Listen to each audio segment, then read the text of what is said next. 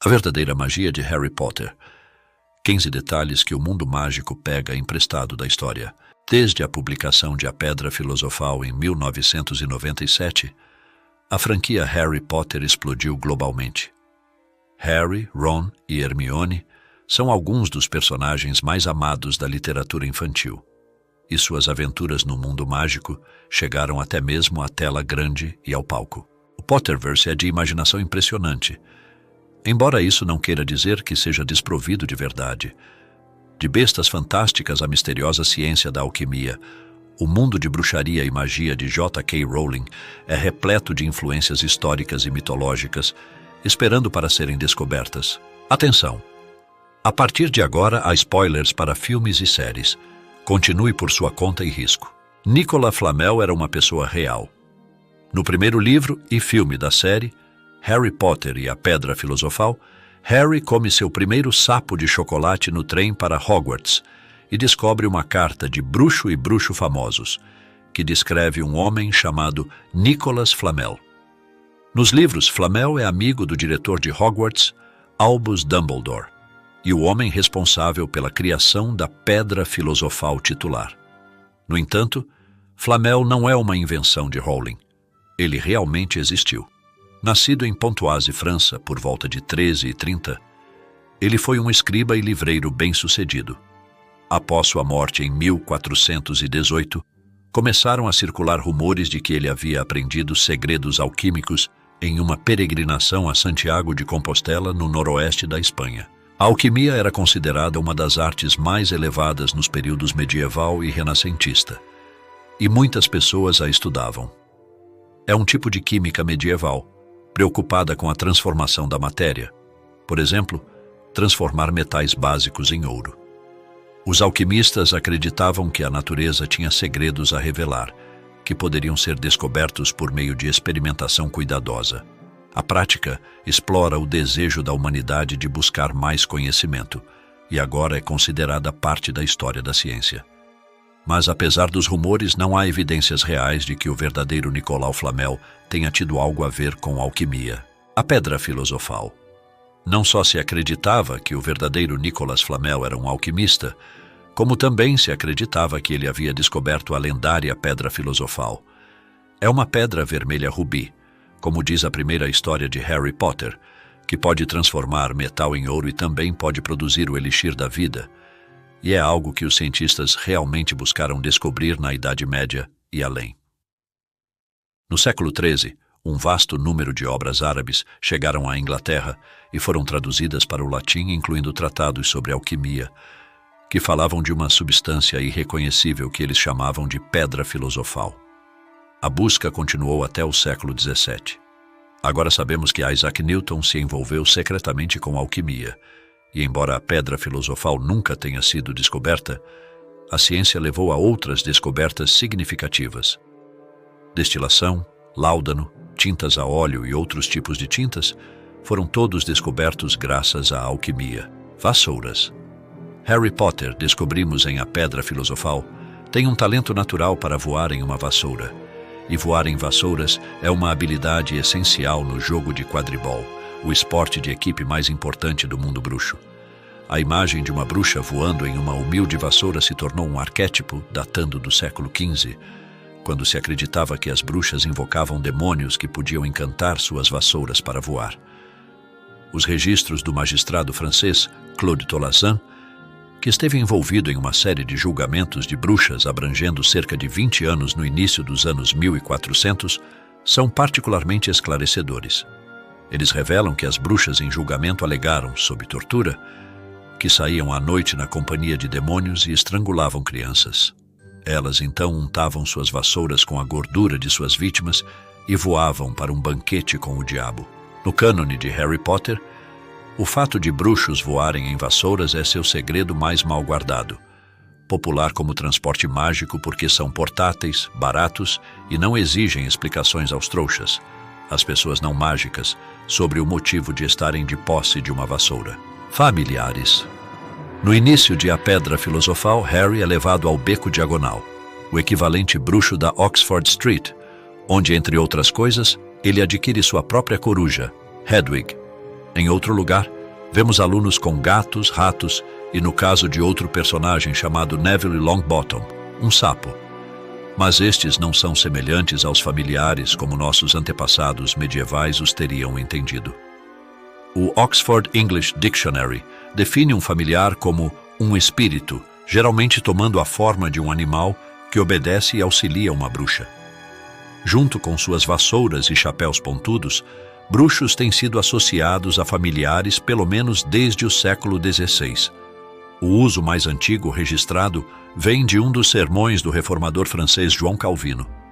Em 1583, se acreditava que esses animais eram na verdade demônios que sugavam o sangue das bruxas em troca de serviço, e era prática comum revistar bruxas acusadas em busca de tetas como um sinal de sua culpa. Nos julgamentos das bruxas de Salem, um acusador alegou ter visto uma mulher sentada nas vigas da igreja e amamentando um pássaro amarelo, e a garota acusada Dorothy, Dorcas Good, confessou possuir e ter amamentado uma pequena cobra. Embora animais familiares desse tipo não apareçam no mundo de Harry Potter, há muitos animais, de Bichento a Sra. Norris, que compartilham uma afinidade com seus donos e parecem ter seus próprios poderes e habilidades inatos. Basilisco versus Fênix, uma lenda medieval encarnada. No século XII, bestiários, um tipo de enciclopédia medieval, eram os best-sellers do mundo medieval. Nessas obras, gatos, porcos e coelhos convivem com criaturas fantásticas e mitológicas, como a fênix, o unicórnio e o basilisco. Os manuscritos são uma mistura de fatos e ficção que misturam escritos religiosos e folclore com relatos hiperbólicos de viajantes retornados, em uma época em que muito menos se sabia sobre o mundo. Além de descrever esses animais, os autores os usariam como uma forma de instrução moral, alertando contra as lágrimas hipócritas de um crocodilo, por exemplo, ou encorajando os leitores a imitar a abelha industriosa. Vários animais encontrados em bestiários medievais também podem ser encontrados no Potterverse, incluindo centauros, gigantes, lobisomens e o cão de guarda de 3 cabeças, Cerberus. Na segunda parte da série, A Câmara Secreta, 2 dessas criaturas fantásticas se enfrentam. O basilisco selado dentro de Hogwarts por Salazar Slytherin e a fênix de estimação de Dumbledore, Fawkes. De acordo com a lenda medieval, o basilisco, também conhecido como Rei das Serpentes, é um galo com cauda de cobra. Ele pode matar pássaros com o fogo de sua boca, e qualquer humano que cruzar os olhos com a criatura cairá morto. A fênix, em bestiários, é um pássaro vermelho púrpura que às vezes é descrito como sendo do tamanho de uma águia. O pássaro é imortal. A cada 500 anos ele constrói uma pira para si mesmo e se incendeia usando o sol. 9 dias depois, ele ressuscitará dos mortos. Embora ambos os animais sejam familiares aos fãs de Harry Potter, as criações de Rowling são ligeiramente diferentes de suas contrapartes medievais. Seu basilisco também pode matar com um olhar, mas é mais como uma cobra gigante do que um híbrido de cobra e galo. De acordo com bestiários medievais, apenas uma doninha pode derrotar um basilisco, mas em Harry Potter e a Câmara Secreta, Fawkes ajuda Harry a destruir a criatura bicando seus olhos. As pedras de Bezoar eram realmente consideradas uma cura para tudo, mas não apenas para veneno. Pedras Bezoar agem como um antídoto para uma ampla gama de venenos no mundo bruxo. O professor Snape escreve: apenas enfie um Bezoar goela abaixo, em uma lista de antídotos em sua cópia de Advanced Potion Making, e Harry acha que esse conselho é verdadeiro quando salva a vida de Ron com uma pedra Bezoar na 6ª parte, Harry Potter e o Enigma do Príncipe. Rowling tira sua inspiração para esse antídoto diretamente da história. Pedras de Bezoar eram um dos objetos mais desejados por colecionadores europeus nos séculos XVI e XVII, devido à sua reputação como um remédio eficaz, se acreditando que ajudasse a tratar uma série de doenças, da melancolia à peste. De acordo com o historiador natural do século XVI, Nicolas Monardes, as pedras foram formadas a partir das lágrimas de cabras derramadas após comer cobras venenosas. Embora no século XVIII elas fossem amplamente desconsideradas, Em 2007, a casa de leilões Christie's vendeu uma pedra bezoar por incríveis 33.600 euros, sugerindo que elas ainda têm algum poder sobre nossa imaginação. Runas. O estudo de runas antigas em Hogwarts introduz os alunos a um assunto que há muito tempo é associado à magia. Evidências de runas inscritas em objetos comuns como amuletos para proteger o usuário foram descobertas por toda a Europa, e os antigos godos usavam a palavra Haliurunae, corredora do inferno, para se referir a uma feiticeira. A palavra germânica runa se traduz como mistério ou segredo, e as origens dessa antiga comunicação escrita são similarmente misteriosas.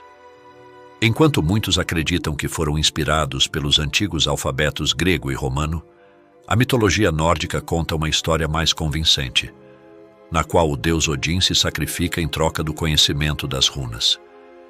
Ele se fere com uma lança e então fica pendurado em uma árvore ventosa por 9 dias e noites sem comida em troca de seus segredos. Adivinhação e ossos oraculares. Enquanto a professora de adivinhação Sybil Trelawney afirma que a adivinhação é a mais difícil de todas as artes mágicas, seus alunos não ficam tão impressionados com o assunto. Hermione chama a arte de prever o futuro de confusa, enquanto Harry e Ron inventam profecias bizarras, tingidas de tragédia, para passar no exame. O fato de suas profecias fictícias acabarem prevendo com precisão os testes que Harry enfrentará no torneio tribruxo durante a 4ª parte de O Cálice de Fogo pode muito bem ser o comentário de Rowling sobre o quão desdenhosos podemos ser de uma prática que tem milhares de anos. Na exposição Harry Potter de 2017, na Biblioteca Britânica, os itens mais antigos em exposição eram ossos de oráculos chineses, também conhecidos como ossos de dragão, com mais de 3.000 anos. Perguntas sobre tópicos tão variados quanto o clima até o resultado de grandes batalhas foram gravadas nos ossos, e então o calor foi aplicado com bastões de metal. Os ossos quebraram sob o calor e os adivinhos puderam então interpretar os padrões para obter respostas e prever o futuro. Videntes e sibilas. Sybil Trelawney, descendente da famosa no mundo bruxo, vidente Cassandra Trelawney é professora de adivinhação em Hogwarts. Apesar disso, ela só faz 2 previsões verdadeiras que os leitores conhecem. No entanto, seu nome é um aceno histórico para esse talento latente, assim como o de sua avó. Cassandra era uma sacerdotisa troiana de Apolo, o deus grego da verdade e da profecia, que concedia o dom da profecia às mulheres como um sinal de seu favor. Mas então as punia se elas recusassem seus avanços amorosos. Para Cassandra, essa punição foi ser amaldiçoada a nunca ser acreditada, mesmo quando ela previu a destruição de Troia durante a famosa Guerra de 10 anos entre gregos e troianos. Sibila é outra alusão. Na lenda e literatura gregas, sibilas eram profetisas, fortes videntes femininas que tinham grande influência sobre suas comunidades e governantes. Elas também eram geralmente associadas ao deus Apolo. Quirinus Quirrell, o deus romano. O desfecho de A Pedra Filosofal, em que é revelado que Voldemort vive na nuca do professor Quirino Quirrell, talvez seja previsível se você tiver um bom conhecimento das divindades romanas. Seu próprio nome faz referência ao deus romano das portas, transições e novos começos, Janus Quirinus. Janus é famoso por ser retratado como tendo 2 faces, uma olhando para o passado e outra olhando para o futuro, muito parecido com Quirrell, quando ele revela o rosto de Voldemort por baixo do turbante. Também temos que agradecer a Janus pelo mês de janeiro, a entrada para o ano novo. Cedric Diggory, melhor amigo de Aquiles. Quirrell não é o único personagem com uma analogia direta na mitologia. O mesmo poderia ser dito de Cedrico Diggory, que é morto no final de O Cálice de Fogo. Rowling revelou que o momento em que Harry recupera o corpo de Cedric é inspirado por uma série de eventos do famoso épico de Homero, a Ilíada. Neste relato da Guerra de Troia, Patroclo, o melhor amigo do herói Aquiles, é morto por Heitor. Aquiles recupera o corpo de Patroclo dos troianos e o leva de volta para sua tenda, onde adia o funeral o máximo possível, porque está muito abatido pela tristeza para se livrar do corpo do amigo. Algo que é mencionado no filme quando vemos Harry agarrado ao corpo de Cedrico até ser removido à força. Mandrágora era considerada uma cura, mas não era usada para petrificação. Herbologia é uma das muitas aulas ensinadas em Hogwarts, nas quais os alunos aprendem sobre as propriedades das plantas comuns e mágicas, e como cuidar delas e usá-las corretamente. Uma dessas plantas, que aparece em quase todos os livros, é a mandrágora. A planta tem uma raiz que parece humana, e quando amadurece, seu grito pode ser fatal para qualquer um que o ouça. As mandrágoras aparecem primeiro na literatura clássica, e depois são documentadas em herbários medievais, em ilustrações que retratam uma raiz em forma de homem. Herbários medievais são um certo tipo de manuscrito que reúne as propriedades medicinais, culinárias, aromáticas e mágicas de diferentes plantas e, como os bestiários, são uma mistura de fato, ficção e folclore. Em um herbário do século XII, agora guardado na Biblioteca Britânica, os leitores são instruídos sobre como coletar mandrágoras verdadeiras, que são supostamente muito úteis na medicina, sem prejudicar sua audição ou perder suas vidas. No mundo mágico, as mandrágoras são usadas como uma poção restauradora para aqueles que foram petrificados, atordoados em estado de coma por uma criatura como um basilisco. Nas ervas medievais, no entanto, elas são recomendadas para pacientes pré-operatórios, para torná-los soporíferos e minimizar sua dor. A magia era usada como medicina, de certa forma. Várias práticas de cura usadas no período medieval soam suspeitamente como mágica para nós, e até foram descritas como tal na época. Por exemplo, a magia simpática, um tipo de magia natural, era usada no período medieval para curar várias doenças. Para problemas oculares, um médico podia prescrever o olho de um abutre, envolto na pele de um lobo, para ser usado em volta do pescoço do paciente. Cataplasmas à base de plantas, por sua vez, seriam acoplados a um encanto ou feitiço para aumentar as chances de sucesso. Embora algumas dessas práticas tenham sido rotuladas como supersticiosas no final da Idade Média, elas não foram associadas à magia demoníaca até o início da caça às bruxas no século XV. Similarmente, muitas das plantas que os alunos de Hogwarts aprendem em suas aulas de herbologia são usadas para a medicina, bem como em poções e feitiços. A exploração de Rowling da cura baseada em plantas e a confusão entre magia e medicina, portanto, tem uma relação direta com a magia natural medieval, que era considerada na época um ramo da ciência. Horcruxes podem não ser reais, mas as pessoas acreditavam em objetos mágicos. Grande parte da aventura e intriga no Potterverse gira em torno de objetos mágicos. Exemplos incluem o Cálice de Fogo, uma taça de aparência inócua que atua como um juiz imparcial. O Espelho de Ogesed, que oferece ao observador um vislumbre do desejo mais profundo de seu coração. E, claro, as Horcruxes, nas quais Voldemort esconde partes de sua alma. Na lenda medieval, os objetos são igualmente centrais e frequentemente têm propriedades mágicas ou milagrosas. Uma das lendas arturianas mais famosas é a busca pelo Santo Graal, uma taça na qual Cristo bebeu vinho na última ceia e que poderia dar a seu dono a vida eterna. No cristianismo medieval também os objetos são frequentemente imbuídos de poderes especiais. Relíquias de santos, em particular, eram frequentemente acreditadas como tendo o poder de curar doenças ou ajudar na fertilidade. Muitas pessoas, incluindo os peregrinos fictícios dos contos de Canterbury de Geoffrey Chaucer, faziam peregrinação ao santuário de St. Thomas Becket, que antes de sua morte havia sido arcebispo de Canterbury, onde compravam um frasco de seu sangue curativo diluído em água como lembrança. O leite da Virgem Maria e as lágrimas e o sangue de Cristo também eram anunciados e estavam disponíveis para venda em vários locais de peregrinação.